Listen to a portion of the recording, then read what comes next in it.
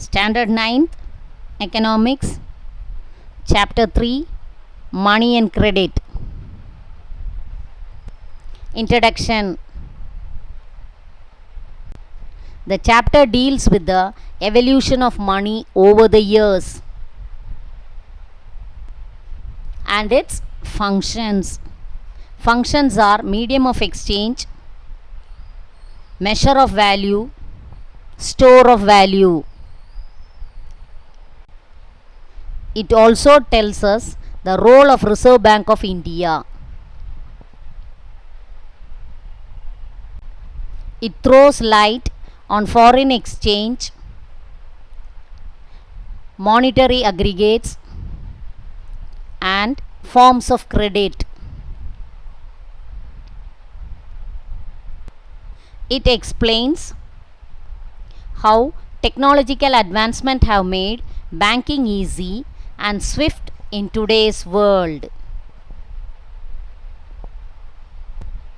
Almost all things used by man have a monetary value. The pay given for labor, wages, and services are all fixed on the basis of money. We would have seen our parents planning the expenses at our home every month. The monthly income, pending expenditure, savings, payment of interest, etc. are all measured in terms of money. The taxes and duties are also paid in the form of money.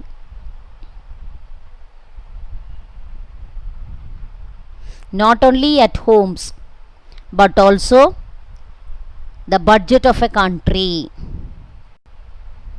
or states are also framed on the basis of money. The government, private institutions, and industries calculate the financial status through money. Thus, money plays a predominant and inseparable role in all our lives. Barter system. If there arises a question, has man always used money? The answer would be no. How? When did money enter into the lives of men? Let us learn about the evolution of money over the years. Ancient man hunted and gathered food. He lived in caves and forests. He invented weapons for hunting and gathering food. He invented fire and learned to practice agriculture. He used mud to build houses and settle down in a place, and also to make earthenware. When the agriculture yield was high, they made handicrafts. When there was surplus in agriculture produce and other articles like earthenware, they changed it with people who needed them. For example, if a community had excess foodstuffs, they would have exchanged that with those who had excess pots. When a particular grain grew in abundance in a region, it was exchanged for a different crop in another region. These articles, which were exchanged through barter system, can be termed as the first form of trade. Coins. The barter system flourished wherever civilization thrived. This system was active not only within a civilization but also among civilization. This was the initial form of international trade. Archaeological excavations in Egypt and Iraq, Mesopotamia, articles used by the Indus Valley civilization were excavated. For example, there were problems in the exchanging needed goods. A person who had paddy was in need of earthenware, for instance, but the person who had pots and other utensils was not in need of paddy. Thus, the needs of many people were not fulfilled. Measuring the quantity and value of goods exchanged were found very difficult. To solve these issues, they fixed a common item with a standard value for the effective exchange of goods. Metals were rare to find and could be maintained for a long time and never lost their value. Hence, metals can be termed as the first form of money. Gold, silver, and copper were the metals used first. They were called ancient currency. Leather, beads, shells, tobacco, salt, corn, and even slaves were exchanged as barter, says economist. The later Cholas allowed the traders to have their own army. Historical evidence states that small traders and producers gave credit to the Tamil traders to support their export needs. Natural money. The metals such as silver and gold gained importance gradually all over the world. So, these metals were used as standard value in the exchange of goods. This was called as natural money. Paper money. As days went on, issues arose because trade prospered. There were insufficient reserves of gold and silver. Mines also had a limited reserve of these metals. Coins were made using metals with lesser value. These were used to buy and sell goods of lesser value. It was used as the money of the poor people. Paper money came into being as the next stage.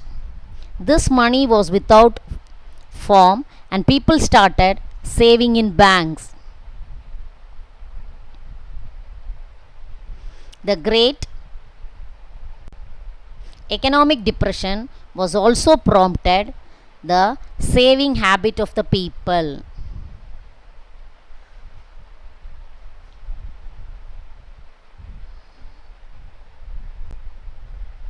Money has become an inseparable part of everyone's life today.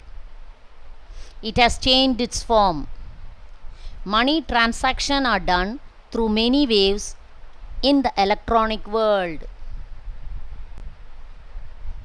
History of money. First, barter system came into existence. Later, coins were used by the people.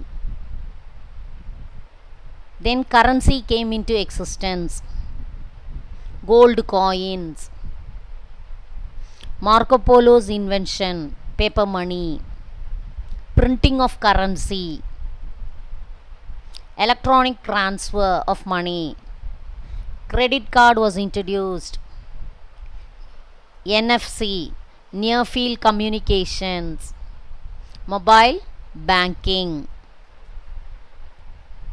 Electronic transaction.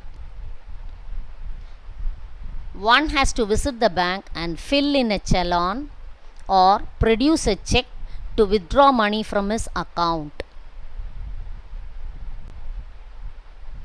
Now this practice is gradually vanishing. Instead, one can easily withdraw the necessary amount from an automated teller machine, ATM, with the help of ATM debit card. One can easily withdraw the money needed at any time at ATMs located everywhere. A person can deposit money in their account without visiting the branch. Similarly, credit cards are also available, through which things are bought on credit and the amount can be paid later. Nowadays, instead of using checks or demand drafts, online transactions through net banking are carried out. Through this, money is transacted to anyone who lives anywhere across the globe. Technology has advanced so much that even mobile banking is widely used nowadays. Role of Reserve Bank of India. A government has the responsibility to regulate money supply and oversee the monetary policy. Hoarding of money must be avoided. Only then money can be saved in banks. A major portion of the savings in banks are used for development of industries, economic growth and various development schemes for the welfare of the poor. All the major and important banks were nationalized in 1969 in India. The Reserve Bank of India regulates the circulation of currency in India. The Reserve Bank of India started its operation on 1st April 1935. It was permanently moved to Mumbai from the year 1937. RBI was nationalized in 1949. 85% of printed currency is left for circulation. On August 2018, currency worth of 19 lakh crore are in circulation. Source given by Reserve Bank of India. Relationship between money and price. There is a close relationship between the amount of money in circulation and the amount of goods and services in the economy.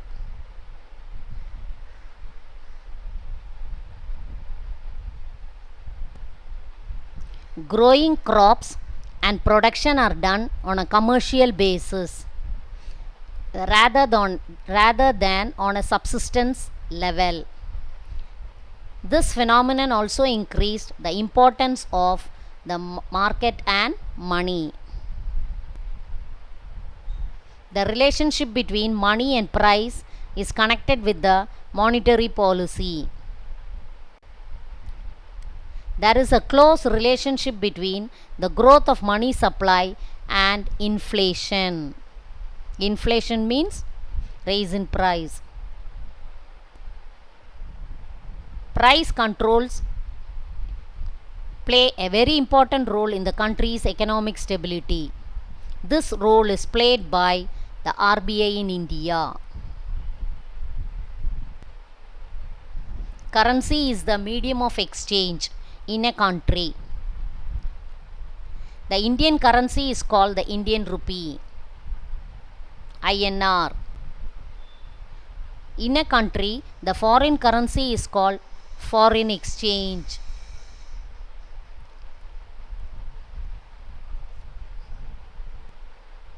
The purchasing capacity of all currencies in the world are compared using the US dollar as the standard currency. This value differs from country to country. Most of the international trade transactions are carried out in US dollars. Functions of money. Money replaced the barter system. A lot of practical issues were solved. Money acts as a medium of exchange.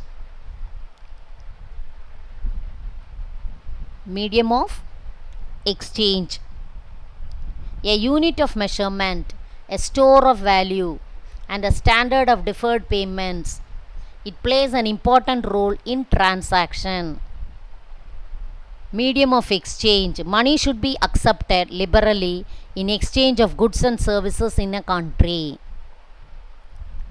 Unit of account. Money should be the common standard unit of calculating a country's total consumer goods, products, services, etc. Money is used to measure and record financial transactions in a country. Store of value. Money is used as a store of purchasing power. It can be used to finance future payments. Credit. Farmers avail credit during monsoons for buying seeds, agricultural input, and other expenses. Traders and small entrepreneurs need credit for their needs. Credit is available from formal financial institutions like nationalized and private banks and cooperative banks. Informal financial institutions.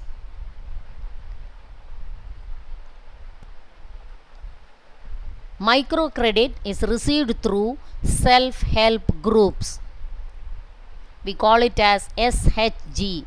As far as nationalized banks and cooperative banks are concerned, the interest to credit is comparatively lesser and there is a guarantee for the pledged goods. Informal financial institution. They are easily approachable to the consumers with flexible procedures. But there are issues like the safety of items, pledge, high rates of interest, and modes of recovery. People who live in a particular place or those who are involved in a certain work join together as a group and start saving. These are called as self-help group. The nationalized banks provide help to these groups through microcredit, credit given through self-help groups. For street vendors, fishermen, especially women and the poor, really makes a difference in their life. In Tamil Nadu, all the banks have 10,612 branches across the state. They carry on a total transaction of around 15 lakh crore rupees during the financial year 2017 and 18. With this, we come to the end of the lesson. Thank you.